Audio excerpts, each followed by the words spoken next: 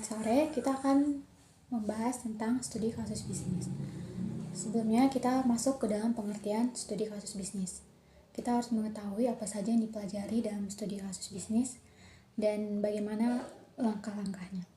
Studi kasus bisnis merupakan analisis mendalam terhadap situasi nyata yang dihadapi oleh sebuah perusahaan atau organisasi, atau studi kasus bisnis dapat juga dipahami sebagai strategi dan mengoptimalkan pertumbuhan bisnis dalam sebuah perusahaan. Ringkasan skenario bisnis nyata yang berisi langkah-langkah yang diambil untuk memecahkan masalah secara efektif di dalam sebuah perusahaan. Dengan adanya studi kasus bisnis, kita dapat mengetahui bagaimana analisa terhadap risiko bisnis dan laporan keuangan perusahaan, dan dapat juga menjelaskan pengaruh krisis ekonomi yang terjadi secara tidak langsung terhadap kinerja perusahaan secara efektif. Kenapa kita harus belajar studi kasus bisnis? Yang pertama, studi kasus bisnis memberikan kita analisa, atau kita menjadi mengetahui analisa apakah perusahaan dalam kondisi yang baik atau perusahaan dalam kondisi yang buruk. Apakah perusahaan mendatangkan untung atau perusahaan mengalami kerugian. Yang kedua, dengan adanya studi kasus bisnis membuat perusahaan mengetahui keputusan-keputusan bijak yang akan diambil atau berdampak pada perusahaan dan bagaimana strategi perusahaan ke depannya. Studi kasus bisnis juga menentukan dan menyatukan manfaat, kerugian, biaya, dan risiko situasi perusahaan saat ini untuk visi misi ke depan sehingga proyek dapat dilanjutkan atau tidak, untung atau tidak. Studi kasus bisnis juga memberikan kita gambaran apakah target perusahaan sesuai dengan apa yang kita rencanakan, apakah memberikan dampak yang besar, apakah sesuai dengan visi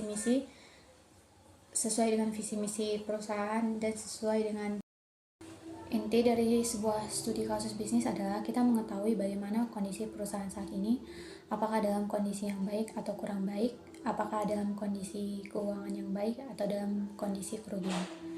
Contoh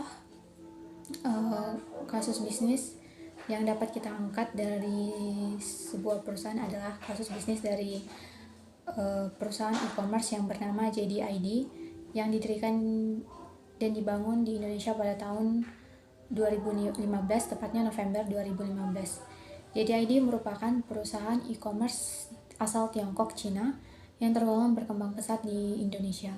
Hal tersebut tampak dari jumlah produk yang semula mereka menyediakan sekitar 10.000 produk pada 2015 menjadi sekitar 100.000 pada akhir periode tahun 2016. Mereka juga menyediakan jasa pengiriman yang menjangkau 365 kota di seluruh Indonesia dengan ribuan armada yang siap mengantarkan langsung kepada para pelanggan yang memesan pada perusahaan mereka. Diketahui